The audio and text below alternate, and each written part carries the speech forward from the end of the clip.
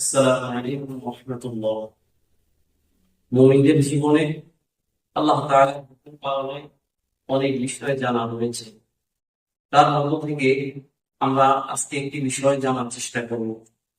তা হচ্ছে মহিলাদের হায়েজ তথা প্রতি মাসে যে অসুস্থতা হয়, এই অসুস্থতা অবস্থায় আল্লাহ তাআলা জিকির, তাসবিহ, তাহলিল, দোয়া এবং অন্য কোনো আমল তারা করতে পারবে কিনা।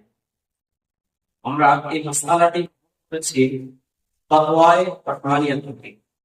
ফাতওয়ায়ে রহমানিয়ায় এই মাসআলাটির উত্তর খুবই চমৎকার ভাবে দিয়েছে।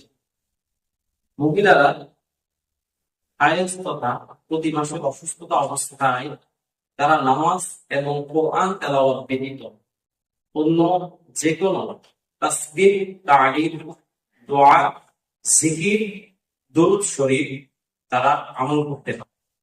বরং ফাতওয়ায়ে রহমানিয়ার মধ্যে এসেছে যে প্রতিটা মহিলার জন্য উচিত যে তারা প্রতি ওয়াক্ত নামাজের সময় প্রচুর করে যায় নামাজে বসে তারা কিছু সময় আল্লাহ তাআলার সন্তুষ্টির উদ্দেশ্যে তাসবিহ, তাহলিল পড়া, দোয়া করা, দুরূদ শরীফ পড়া, ইস্তেগফার করা।